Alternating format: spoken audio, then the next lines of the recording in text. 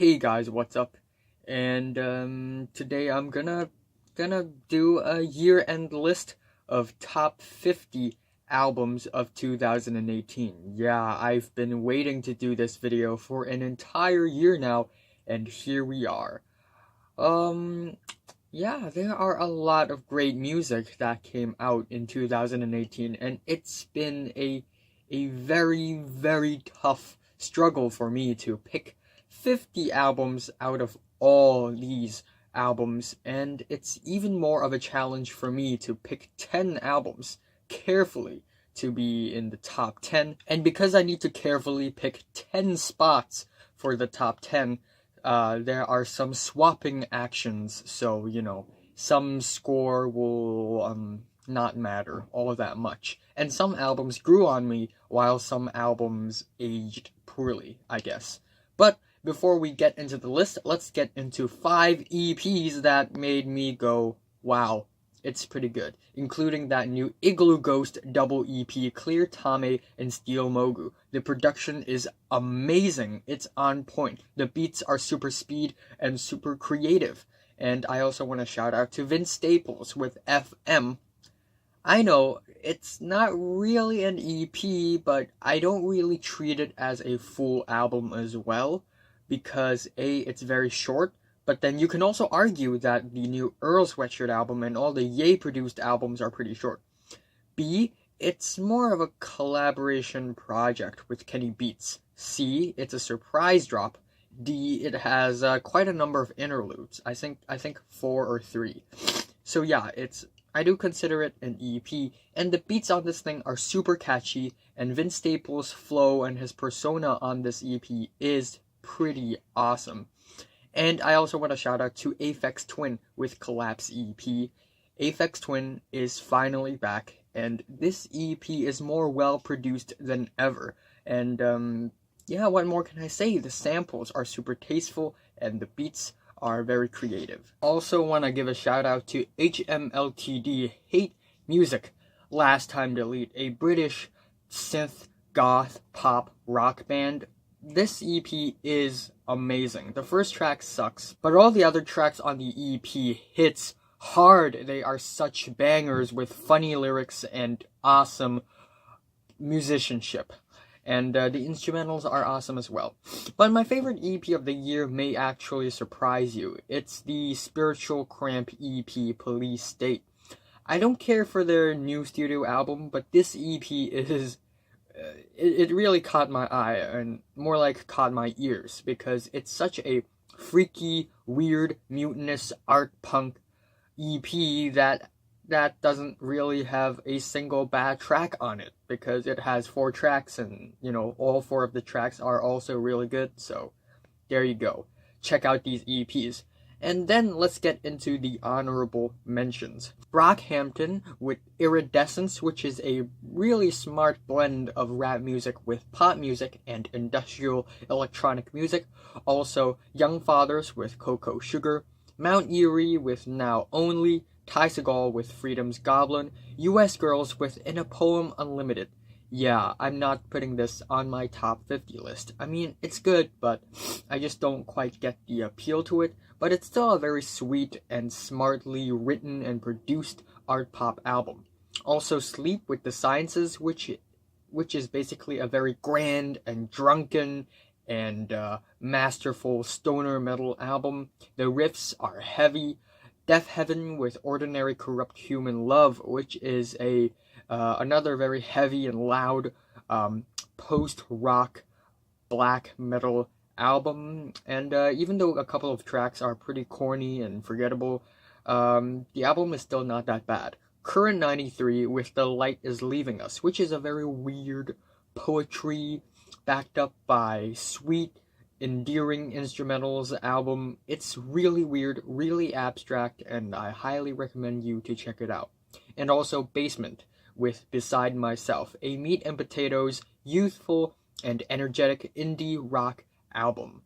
And let's get into the top 50. At number 50, I'm giving it to KanYe West with his latest album, Ye, which is a short but Very personal and soulful album with more simplistic instrumentals, and KanYe West explores themes of mental health and family issues on this album. It's pretty intriguing. At 49, Beach House.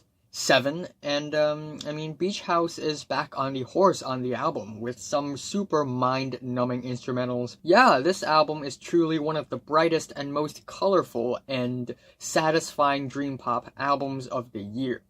At number 48, I'm giving it to JPEGMAFIA with Veteran, a very experimental and abstract rap album with amazing but also very eccentric and weird production, and Peggy's performance on this thing is energetic, and yeah, a lot of the songs are really weird, but there are also a lot of harsh industrial bangers. At 47, I'm giving it to Father John Misty with God's Favorite Customer, which is a really, really simplistic but satisfying indie folk album. The first half is really awesome. It's like Josh went back to his indie folk roots but expanded from there on. And also, for 46, it's 9 Inch Nails with their new album, Bad Witch.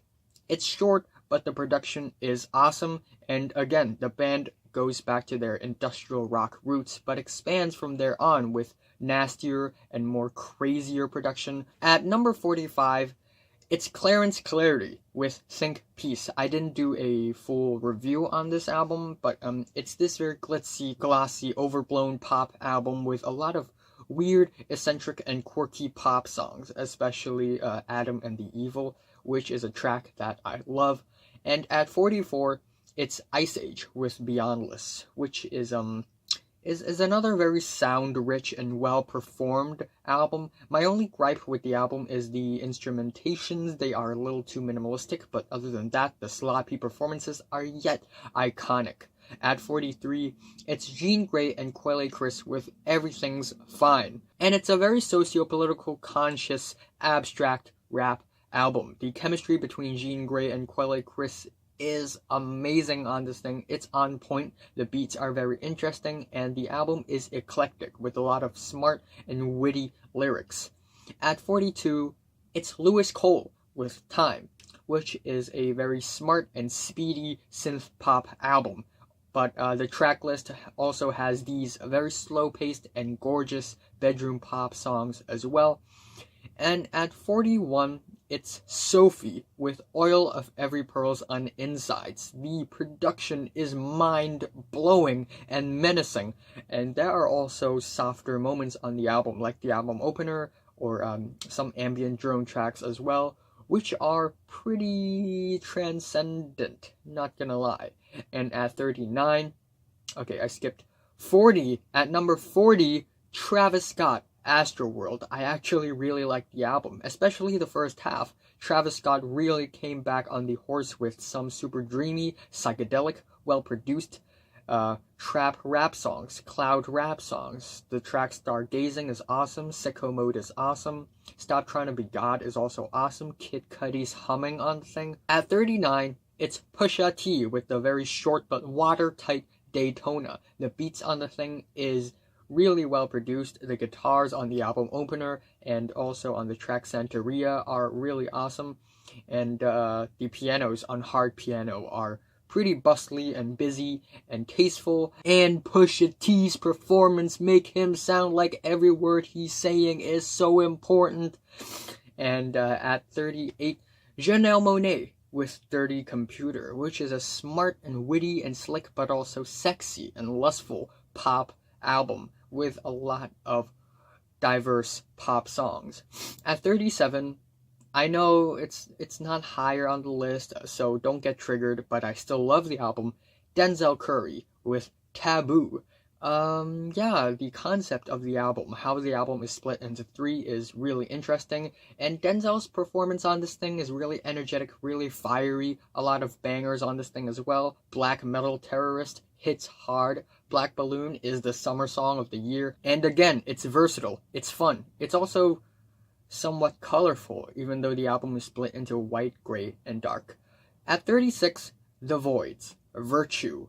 It's a really weird, eccentric, quirky, everything in the kitchen sink kind of pop, rock, electronic mix. Every single track feels very different, feels very distinct, and Julia Casablanca really did numbers on this album and made such a colorful and weird album. At 35, Screaming Females with All at Once, which is a very solid and strong and coherent rock album, really meat and potatoes, and the vocals are really awesome.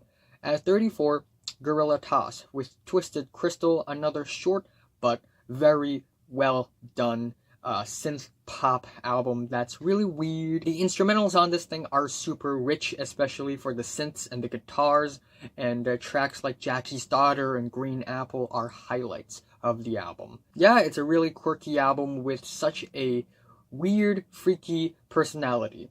And at 33, it's No Name with Room 25, which is a very intimate jazz rap album that completely opposes against the trap rap movement of nowadays. And the performance by No Name herself is really sexy and intimate, and I love how jazz infuses with the rap music on the album. It's really sweet, it's really endearing, and it's really heartwarming.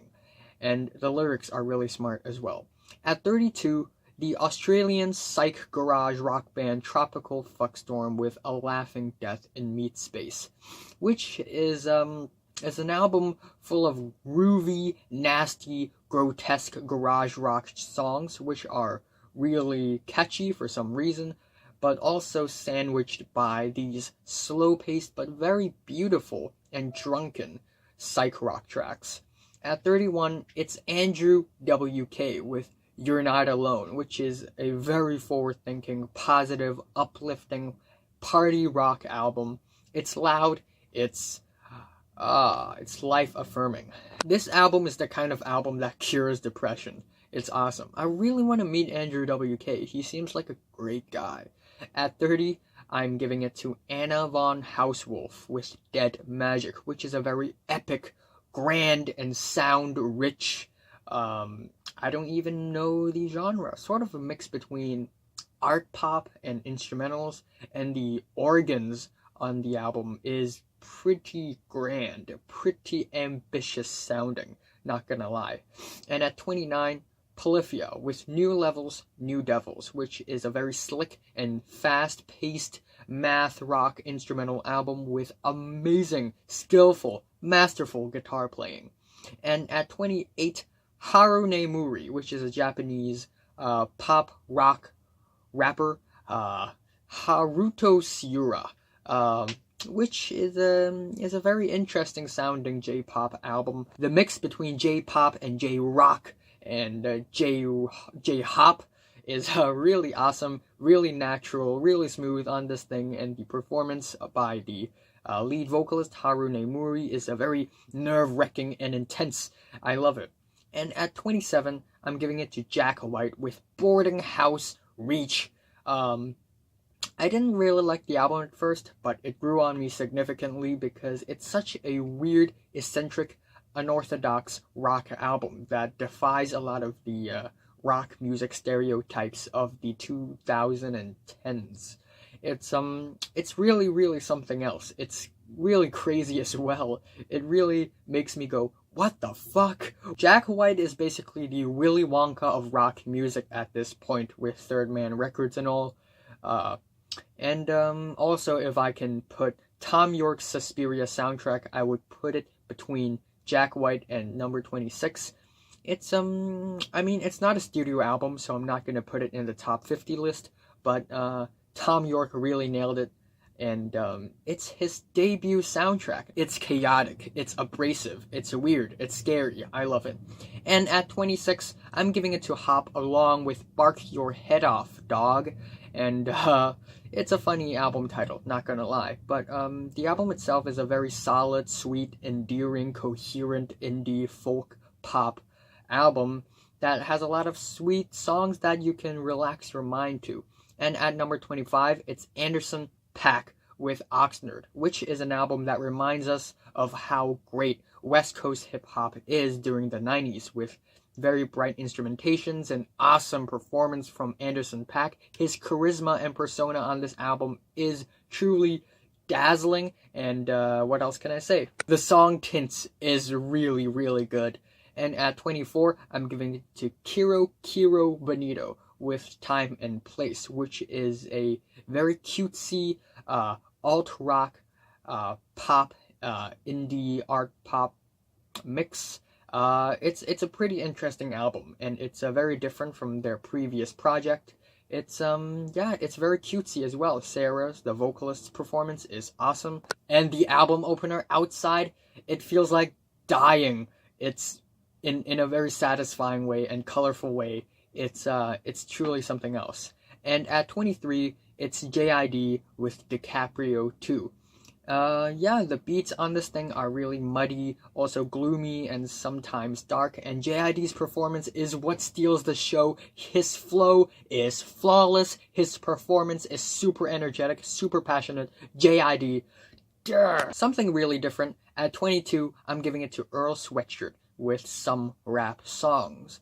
A very choppy, despondent, sad, dreary rap album. That doesn't feel sad when you're listening to it, but when you look at it in the full picture, it's actually really sad. And the lyrics are really abstract, somewhat dark and artistic, and you can really see Earl Sweatshirt's struggle in the album. And at 21, I'm giving it to Julia Holter with Aviary, which is one of the more interesting dream art pop albums of the year, in my opinion. The instrumentations are really, really versatile, really special, even though there are a lot of tracks on the album that are really spacey and sometimes forgettable, but they're all very diverse, very artistic, very abstract, and they all give out certain moods and atmospheres. And folks, we are on the top 20, starting off with Blood Orange with Negro Swan. The album opener is super sweet, super endearing, and relaxing, and the rest of the album is pretty nice as well. Really relaxing, angelic, holistic R&B album, and shout out to Dev Hynes. At number 19, I have to give it to Judas Priest with Firepower. Whoa, this album. Judas Priest has been a rock band for like decades now, and yet they are releasing one of the best albums in their discography. It's such a solid and well-written heavy metal album, meat and potatoes. It's fiery, it's flaming, and it really throws back to the 80s meat and potatoes heavy metal albums, and in a very good way. And at 18, Portal with Iron. It's a really good meat and potatoes technical death metal album that's super chaotic, super dystopian, super dark, super cataclysmic. The guitars are super windy, and the album ending is just really dark as we fall into this tunnel of vinyl skipping. It's an experience. It's an experience. And at 17, I love this album. 21 Pilots with Trench. They're finally releasing something good, because this album is easily one of my favorite pop albums of the year. Amazing performance from both Tyler Joseph and Josh Dunn. The writing on this album is awesome. Neon Gravestones is heart-wrenching. The album was heart-wrenching.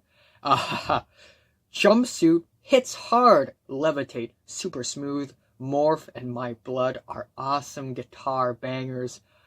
There are endless things to talk about in this album. At number 16, Zeal and Ardor, Stranger Fruit. A very special album because Zeal and Ardor, the Swiss-American musician, basically fuses black soul music with death metal.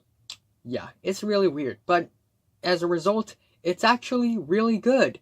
Even though there are a couple of weird tracks on the track list, other than that, the death metal tracks are just very fiery, very energetic, and really dark, actually. And at 15, I'm giving it to Hermit and the Recluse with Orpheus versus the Sirens. A very, very interesting rap concept album of the year with beautiful instrumentations, great harps, great guitars, great pianos, and Ka's slow and methodic flow is really what steals the show here, and the lyrics linking between Greek mythology and street life is really smart.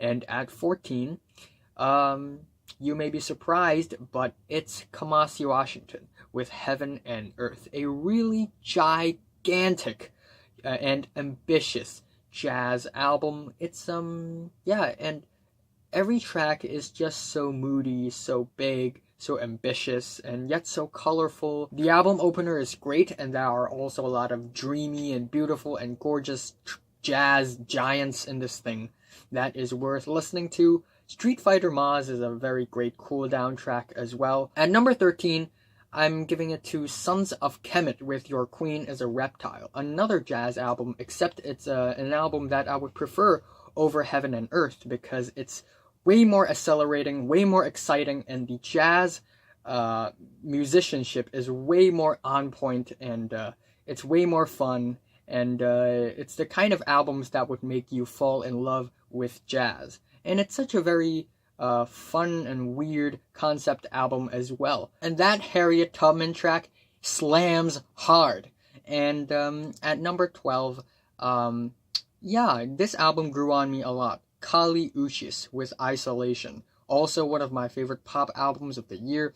And it's a very sweet and sexy pop album that fuses with a lot of different and diverse musical styles. And it's very colorful. It's very sweet. And there are a lot of songs here that are very groovy, very catchy. And Kali Uchis' performance is very intimate.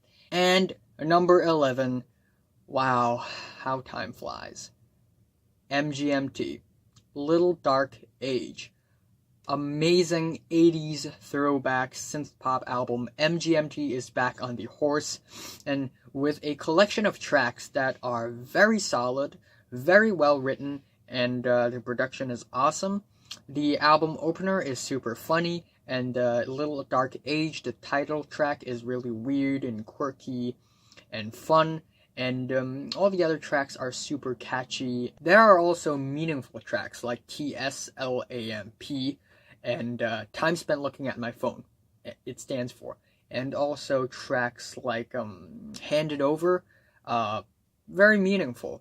And it's such a fun and light-hearted and smooth synth pop album. It's spectacular, and it's released in 2018, and it's spectacular. And I just love how the duo strike a balance between the weird experimental rock music and the very commercial but catchy pop music. Folks, now we are in the top 10. Wow. Yeah, it's been a real challenge for me to place the top 10 albums, but I think I've done it. Yeah, I spent a lot of weeks finalizing this list, and here we go. At number 10, Rosalía, El Mal Querer. Rosalía is a Spanish Catalonian pop singer, and this album is a very amazing and spectacular and stunning blend between Spanish flamenco music and art pop. And the way the pop songs and with the flamenco musical styles blend is very awesome. And tracks like Malamente and Pienso en tu mirar are highlights. Di mi nombre is also very catchy.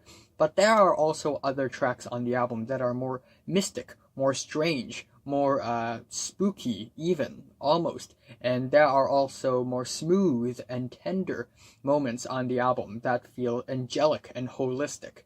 And yeah, the album is pretty surprising, and we also have tracks like the fourth track, De Aquí No Sales. I think that's the title of the track. I'm just we're trying to recall it, and that track features some insane production, sampling car engine sounds and motorbike sounds.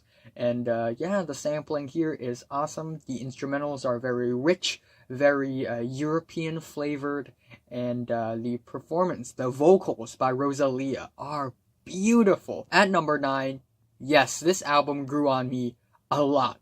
Ghost Prequel. The Swedish heavy metal band Ghost is back, and after a lot of, I guess, tumble, the band still manages to release an amazing album. And by the band, I mean Tobias Forge. I know the Google's changed. But, wow. Even though it's not a cutting-edge, weird, unorthodox rock album or anything, it's a really, really solid heavy metal album that has a very strong vibe of religion and you know, occultism. It's really weird and eccentric in terms of concept, but in terms of sound, it's a very catchy and smooth and sticky rock album. Nearly every single track here are very catchy rock tunes. Tracks like Rats and Dance Macabre are awesome. Witch Image is also a very catchy folk rock mix. It's a spectacular album, not gonna lie. And the guitars, the guitar riffs, the pianos, the drum beats, they are all very crispy and bombastic. And it's stunning. It's stunning.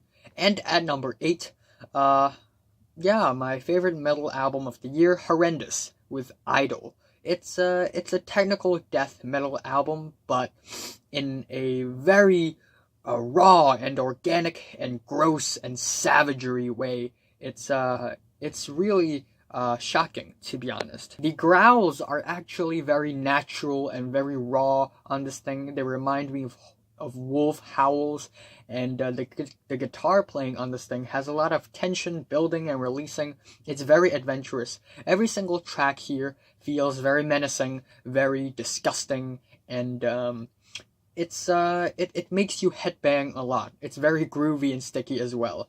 And yeah, I just love it. I didn't expect myself to like a heavy metal or death metal album that much, but here we are. And at number 7, Parquet Courts, Wide Awake. This album is awesome. It grew on me significantly after I first heard it, and the performance, they are rock solid. It's basically a post-punk garage indie rock mix, but in a very toyish fashion. And yeah, that's why the musical flavor and texture of the album is really something special. You can't find an album or a band like Parquet Courts so much in the music industry right now. The performance, they are on point. The bass playing is never better, and Andrew Savage's shouting vocals are spectacular. He brings a lot of energy to the album. The album is also very smart and socio-politically conscious, and they explores these very difficult themes in a very smart way. The lyrics are really well written, and tracks like Wide Awake, the title track, Total Football, slams hard. And we also have softer tracks like Tenderness and Mardi Gras Beads, which are very sweet and very memorable as well. Death Will Bring Change is also a highlight, a very stern and stone cold song about death. And yeah, Freebird 2 is amazing, and awesome album. Normalization slams hard. And at number 6, I'm giving it to Idols with Joy as an Act of Resistance. It's a very, very watertight, packed, stuffed punk rock, hardcore, super speed, fiery, flaming punk rock albums that is filled with tracks that are just so replayable. The album opener, Colossus, is intense as fuck. In fact, a lot of the songs here are also super intense. Never Fight a Man with a Perm is awesome. The drum beat is raging. I'm Scum is also super parodic, super funny. as well. Rottweiler is a very fiery and passionate album ending with blasphemous lyrics and super angry guitars and a chaotic ending. There are also a lot of forward-thinking and uplifting anthems here, such as Danny Nadelko, yada yada yada yada yada. It's the immigrant's anthem. That's anti-Brexit. Also, tracks like Television talks about, how the media portrays beauty and how it ruins our image, how it ruins our self-esteem as well. It's meaningful. A lot of very meaningful tracks in the track list as well. And Joe Talbot's raspy vocals are super raw, super angry and aggressive, and I love it. Super abrasive as well. And now we enter the top five insanely good albums that blow me away. Death Grips, Year of the Snitch, easily the weirdest and most unorthodox and grotesque Death Grips album to date. It's not as aggressive and purely enraged as the previous Death Grips projects, but this album is truly weird and gross and disgusting. The production is super messy, but in a good way. It's super complicated, sophisticated, and stacked. There are a lot of weird, entrancing bangers here, like Death Grips is Online, super replayable, super catchy. Black Paint is easily the best song of the entire fucking year. It's very empowering and loud. Flies is also a very banger, and we also see the band experiment more with rock music and with weird skippy beats and up and down, loud and quiet vocal performances like on the track Disappointed. The Fear is also a very amazing, multifaceted, rock-infused shout rap track.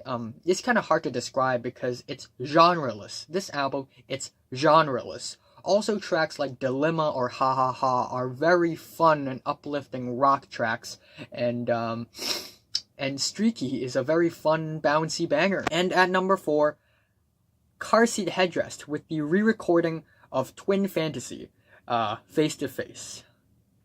I don't know why, but this album touches me in a way that a lot of the other albums in 2018 doesn't. It's I can't explain why. Maybe it's because I'm a teen right now. I'm a teenager, I'm an adolescent, and this album is about youth. It's about the pains of youth, the drugs, the sex, and it's really relatable. Even though I'm underage and, I'm not that familiar with sex, I'm not that familiar with drugs either, because I don't do drugs.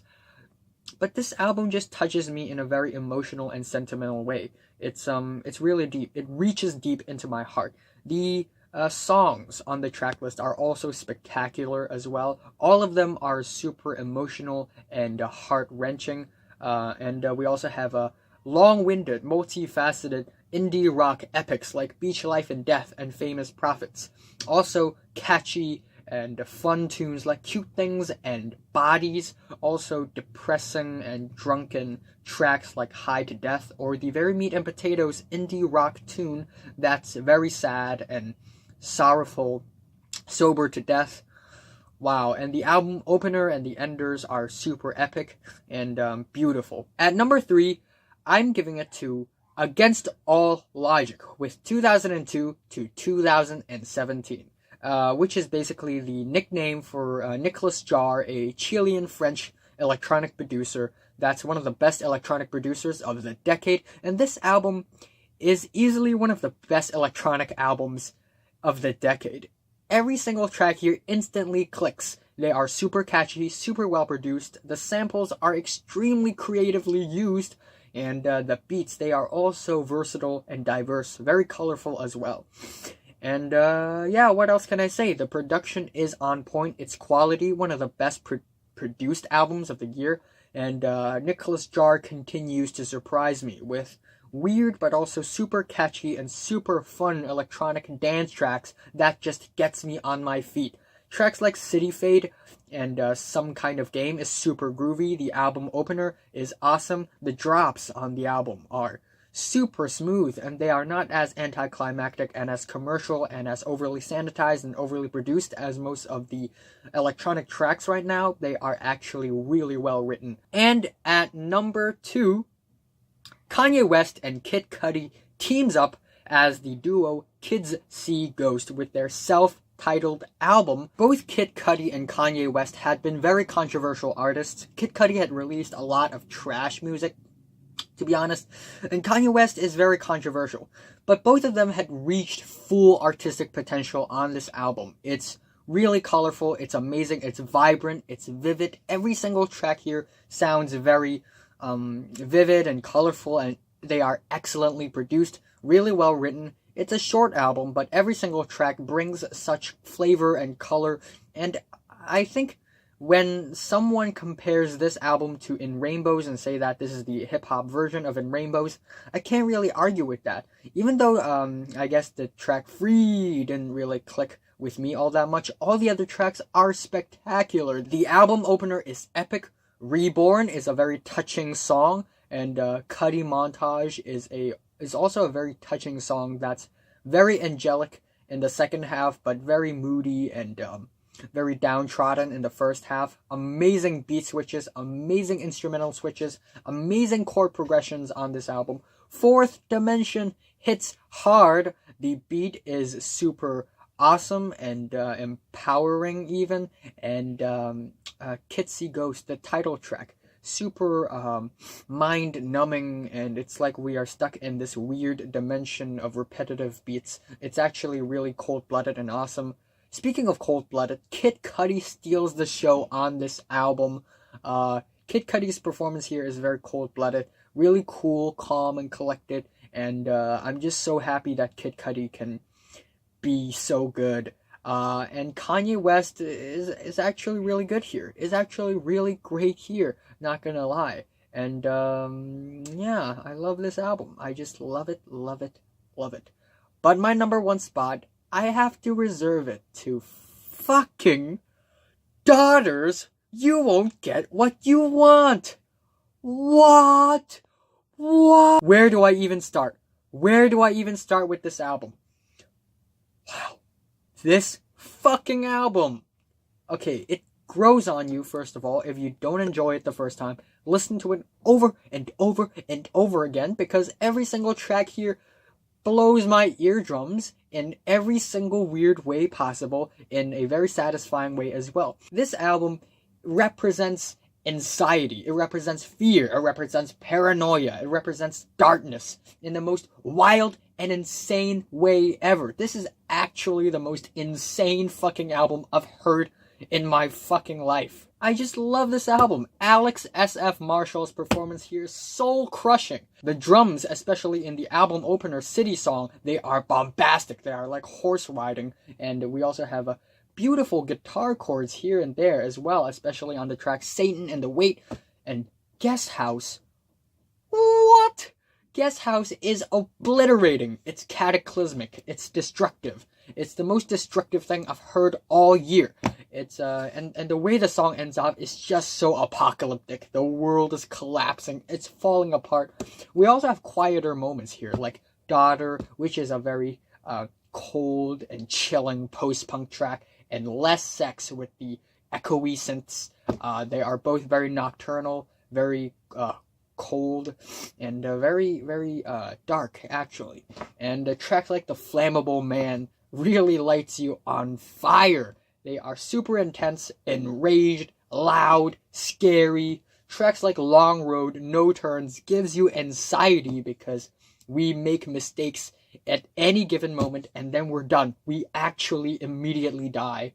It's really scary. Ocean Song is more narrative heavy. The walls of noises throughout the album are very, very powerful as well. And what else can I say about this album? It's abrasive, it's weird, it's raw, and it's nasty, and easily the most insane thing I've heard in my life. Next to, I guess, The Money Store by Death Grips or Swans to Be Kind. It's up there, man. It's up there. So, what's your favorite album of the year? Comment below, and bye. Thanks for watching.